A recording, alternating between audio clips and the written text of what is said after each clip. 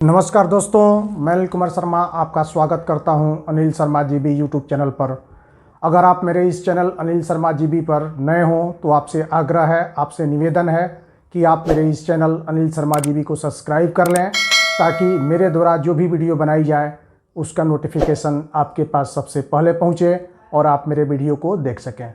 तो दोस्तों, मैं पुनः उपस्थित हूँ आपके समक्ष एक नई जानकारी के साथ, एक नए बिंदु पर चर्चा करने के लिए, जिस पर मैंने कल एक वीडियो के माध्यम से कुछ चर्चा किया था, लेकिन कुछ महत्वपूर्ण बातें उस चर्चा से छूट गई थी। तो आइए उन्हीं महत्वपूर्ण बिंदुओं को, शेष जो छूटी हुई चर्चाएं थी उस पर चर्चा करते हैं और देखते हैं कि आखिर उसमें छूटा क्या था। तो आप सभी जानते हैं कि कल बिहार सरकार द्वारा बिहार के जितने भी नियोजित शिक्षक हैं उनके लिए एक बिहार सरकार द्वारा नियोजित शिक्षकों के लिए एक ड्राफ्ट या प्रारूप, जिसके माध्यम से उन्हें राज्यकर्मी का दर्जा दिया जाएगा, पेश किया गया। लेकिन इसमें कहीं भी राज्यकर्मी का दर्जा से लेना देना नहीं है, बल्कि इस ड्राफ्ट के अनुसार या इस प्रारूप के अनुसार जो सामने आ रहा है, उस प्रारूप के अनुसार जो भी नियोजित शिक्षक 8 वर्ष की सेवा पूर्ण कर लिए हैं उनके लिए एक विशेष परीक्षा का आयोजन किया जाएगा और उस परीक्षा में अगर वो सफल होते हैं तब उन्हें विशिष्ट शिक्षक का नाम दिया जाएगा और वो जिला संवर्ग के शिक्षक माने जाएंगे। लेकिन अब यह प्रश्न उठता है कि आखिर नियोजित शिक्षकों को परीक्षा देने की ज़रूरत क्यों पड़ गई? सरकार नियोजित शिक्षकों से परीक्षा क्यों लेना चाहती है? आप सभी जानते हैं कि इसके पूर्व 34,544 से संबंधित जो शिक्षक विद्यालयों में नियुक्त होकर आए थे उनके लिए सरकार ने किसी प्रकार के परीक्षा का आयोजन नहीं किया था। डायरेक्ट उनकी बहाली विद्यालयों में हो गई है और आज वे नियमित शिक्षक के रूप में जाने जाते हैं। यहाँ तक कि उन्हें एपीएफ के जगह पर एनपीएस का लाभ मिल रहा है। तो ये इस तरह का प्रारूप है जिसमें अगर हम सरसरी तौर पर एक एक बिंदु को देखें तो आपको इसमें अनेकों खामियां दिखाई देगी। अतः बिहार के जो भी नियोजित शिक्षक हैं उनके मन में इस ड्राफ्ट को लेकर के काफ़ी आक्रोश है। क्योंकि बिहार सरकार उनको इतने दिनों से ठग रही थी और बार बार बिहार सरकार द्वारा ये कहा जा रहा था कि हम बिहार के नियोजित शिक्षकों को राज्यकर्मी का दर्जा देंगे, लेकिन मिला क्या? विशिष्ट शिक्षक। और देखिए इसकी शर्त बिहार सरकार ने क्या रखी है। बिहार सरकार ने इसके लिए शर्त रखा है कि ऐसे शिक्षक जिनकी सेवा 8 वर्ष की पूर्ण, ऐसे शिक्षक जिनकी सेवा 8 वर्ष हो गई हो। अब और यहाँ भी एक शर्त लगा दिया गया है कि आप भले ही विद्यालय में 8 वर्षों से पढ़ा रहे हों, लेकिन आपका प्रशिक्षण तिथि जो होगा उसी से 8 वर्ष की गणना की जाएगी। अब कोई नया शिक्षक, कोई भी नियोजित शिक्षक जिनकी बहाली 2019 में हुई हो, भले ही वे प्रशिक्षण 2015 में ले लिए हो, तो वहाँ भी इनके साथ पेच फंसेगा। क्योंकि यहाँ पर अब सरकार का तर्क ये है कि अंतिम जो होगा, यानी आप प्रशिक्षण भले पहले ले चुके हैं लेकिन चूंकि आपकी बहाली 2019 में हुई है, इस तरह से देखा जाए तो अभी आप विद्यालय में पठन पाठन का काम या आपकी सेवा 4 वर्ष मानी जाएगी और स्वतः आप इस परीक्षा से वंचित हो जाएंगे। जबकि बिहार सरकार ये अच्छी तरह से जानती है कि बिहार में जितने भी नियोजित शिक्षक हैं वो काफ़ी दिनों से विद्यालयों में पठन पाठन का काम कर रहे हैं। उनके लिए इस तरह का परीक्षा का आयोजन नहीं करना चाहिए। अब यहाँ देखिए बिहार सरकार जो परीक्षा ले रही है उस परीक्षा का नाम उन्होंने दिया है सक्षमता परीक्षा। भाई, आपने पहले ही बिहार के नियोजित शिक्षकों से जिनकी बहाली 2003 या 2005 में हुई थी उनसे दक्षता परीक्षा ले लिया है और उसके बाद आप इन शिक्षकों को प्रमाण पत्र दिए हैं कि हाँ आप विद्यालयों में बच्चों को पढ़ाने के लिए, विद्यालयों में पठन पाठन करने के लिए आप दक्ष हैं। अब इससे बड़ी प्रमाण पत्र की क्या ज़रूरत है? और जो हमारे टीईटी से नियुक्त शिक्षक है उनको आपने जो है पात्रता परीक्षा का प्रमाण पत्र दिया है कि वो जो है विद्यालय में पठन पाठन करने के लिए, उसके लिए विद्यालय में पठन पाठन का कार्य करने के लिए उपयुक्त हैं, पात्र हैं। अब जो है आप हमारी क्षमता को देखना चाहते हैं कि हमारी क्षमता क्या है। इसका मतलब ये है कि बिहार सरकार जो है बिहार के नियोजित शिक्षकों को मानसिक रूप से नीचा दिखाना चाहती है और यह कहीं से भी उचित नहीं है। अगर हम वास्तव में इतने दिनों से विद्यालय में पठन पाठन का काम कर रहे थे और जो है हम सक्षम नहीं थे, हम अक्षम नहीं थे और हम विद्यालयों में जो है पठन पाठन का काम कर रहे थे, तो यहाँ पर बिहार सरकार की जिम्मेवारी बनती है कि हमें जो है इस क्षेत्र में सक्षम बनाया जाए। लेकिन जो ड्राफ्ट तैयार होकर के आप सभी के बीच आया है वह निश्चित रूप से कहीं ना कहीं बिहार के नियोजित शिक्षकों को बरगलाने जैसा है। और जब से इस ड्राफ्ट को नियोजित शिक्षकों ने देखा है वो बिल्कुल जो है आक्रोश में है। उन्हें इस तरह का थोड़ा सा भी आभास नहीं था कि बिहार सरकार हमारे साथ जो है इस प्रकार की काम करेगी, हमें छलने का काम करेगी। आगे मैं समझ रहा हूँ कि आप सभी ने उसको गौर से देखा होगा, तो उसमें एक जगह जो है इस बात का जिक्र है कि आपका ट्रांसफ़र तो होगा, लेकिन आप जो है पूरे अपने सेवा काल में अपने ज़िले से मात्र 2 बार दूसरे ज़िले में ट्रांसफ़र करवा सकते हैं। चलिए यहाँ तक तो ठीक है, इसमें कोई दिक्कत नहीं है। लेकिन दिक्कत तब होती है जब उसी में इस बात की जिक्र की गई है कि प्रशासनिक कारणों से आपको कहीं भी जो है स्थानांतरित किया जा सकता है, आपको अगर आपका ट्रांसफ़र कहीं भी किया जा सकता है।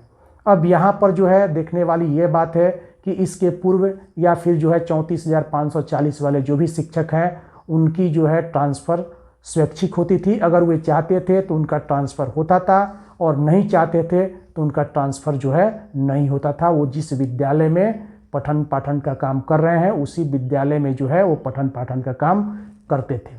लेकिन अब जो है यहाँ पर अधिकारियों द्वारा आपको परेशान, यहाँ पर जो है जिस बात का जिक्र किया गया है निश्चित रूप से आपको बड़े पदाधिकारियों द्वारा परेशान किया जा सकता है। आपको प्रशासनिक नाम से आपके घर से काफ़ी दूर जो है आपका ट्रांसफ़र किया जा सकता है।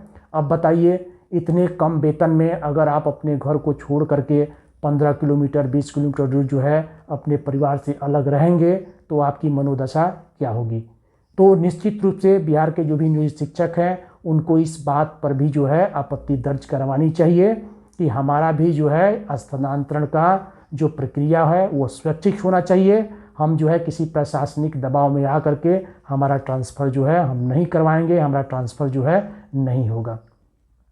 आगे बढ़ते हैं और देखते हैं कि वेतन की जो संरचना या पे मैट्रिक्स इसमें जो दिखाया गया है उसमें सबसे ज़्यादा नुकसान जो है 2003 और 2005 से कार्यरत नियोजित शिक्षकों के साथ हो रहा है, क्योंकि वर्तमान में जो भी 2003 और 2005 के नियोजित शिक्षक हैं उनको आप सभी जानते हैं कि उनका मूल वेतन अभी जो है 29,530 रुपया है और इस हिसाब से देखा जाए तो उनको जो है ये PF वगैरह काट करके 42,000 समथिंग कुछ जो है मिलता है। लेकिन इस पे मैट्रिक्स के अनुसार जो भी नियोजित शिक्षक जिनकी बहाली 2003 और 2005 में हुई है वो इंडेक्स के 60वें लेवल में जो है फिट कर रहे हैं और उस हिसाब से अगर उनकी गणना की जाए तो निश्चित रूप से प्रति माह जो है उन्हें 500 से 600 रुपये का नुकसान होगा। तो फिर जो है हमें विशिष्ट शिक्षक बनने से फ़ायदा हुआ क्या। तो यहाँ भी जो है शिक्षकों द्वारा आपत्ति दर्ज करवाना बिल्कुल ज़रूरी है ताकि सरकार ये समझ सके कि हमने जो प्रारूप शिक्षकों के समक्ष पेश किया है उससे बिहार के नियोजित शिक्षक ही नहीं बल्कि बिहार के जितने भी टेट नॉन टेट जो शिक्षक हैं वो जो है इस प्रारूप से खुश नहीं है। और आगे बढ़ते हैं और देख लेते हैं कि इसमें और कौन कौन सी खामियां हैं। साथ ही साथ इस ड्राफ्ट में इस प्रारूप में कहीं भी जो है NPS का जिक्र नहीं है। हमें अभी जो है अभी बिहार सरकार द्वारा हमें मात्र जो है EPF की सुविधा दी जा रही है। चर्चा तो यहाँ तक थी कि बिहार सरकार जो है नियोजित शिक्षकों को OPS यानी ओल्ड पेंशन योजना से जो है जोड़ने जा रही है।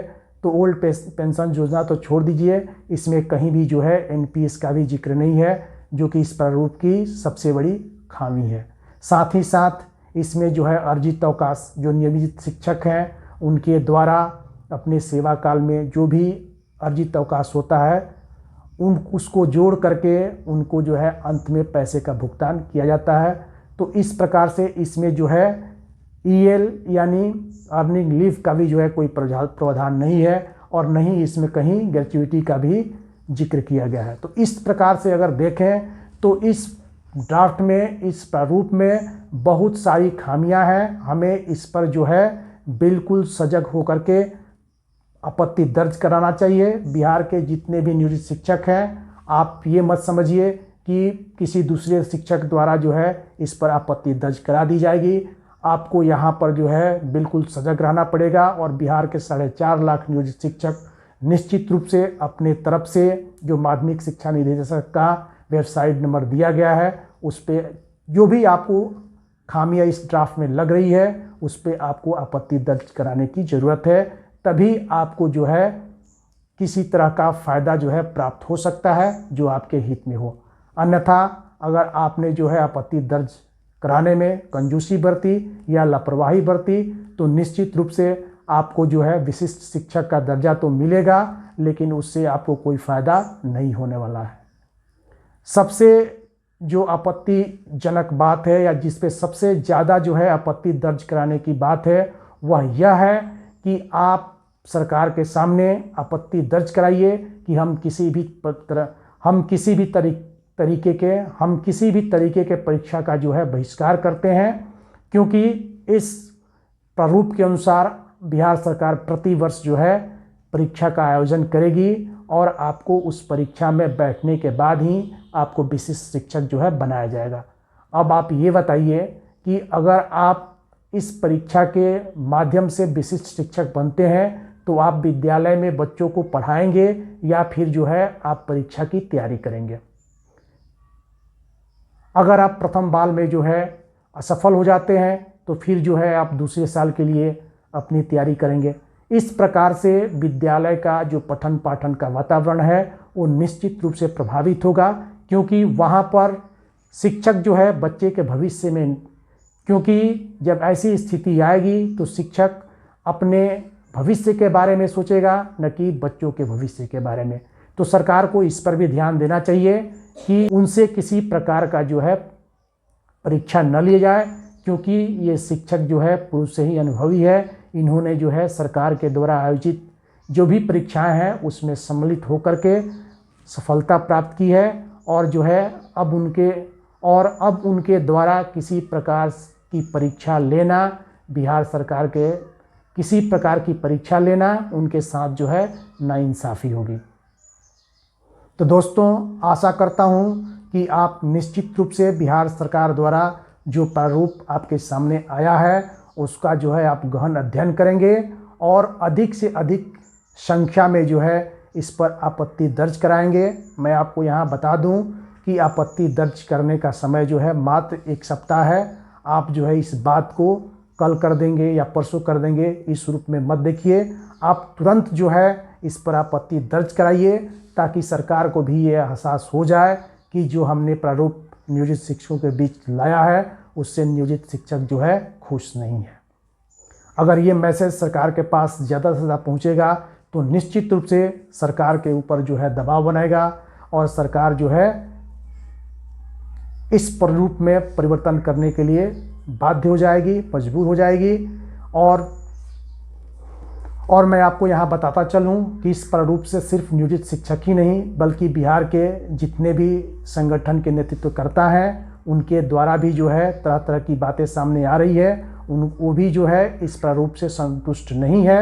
वे अपने स्तर से भी बिहार सरकार के समक्ष आपत्ति दर्ज कराएंगे, लेकिन आपको भी पीछे हटने की ज़रूरत नहीं है। तो दोस्तों, आशा करता हूं कि आपको आज की ये वीडियो हेल्पफुल लगी होगी। आपके अंदर जो शंकाएं थी उसका जो है निवारण इस वीडियो के माध्यम से हो गया होगा। अगर आपके मन में इस ड्राफ्ट के प्रति या प्रारूप के प्रति किसी भी, आप जो है कमेंट बॉक्स में अपने मन की शंका को या प्रश्न को जो है लिख सकते हैं। मैं भरसक प्रयास करूंगा कि आपके प्रत्येक शंका का, आपके प्रत्येक प्रश्न का जो है उत्तर जो है मैं जल्द से जल्द दे सकूं। और एक और बड़ी बात जो है इस प्रारूप में सामने आ रही है कि इसमें जो है अनुकंपा पर जो भी शिक्षक बहाल हुए हैं उनको कहीं भी जो है हटाने का जिक्र नहीं है। उस जिस श्रेणी में है उनको उसी श्रेणी में रखा जाएगा और आगे भी जो है इसमें अनुकंपा से बहाली जो होगी उस पर ध्यान दिया गया है। तो इन्हीं सब बातों के साथ इस वीडियो को यहीं पर समाप्त करता हूं और आपसे पुनः आग्रह है कि हमेशा खुश रहिए, मस्त रहिए। फिर मिलते हैं अगले वीडियो में, तब तक के लिए नमस्कार।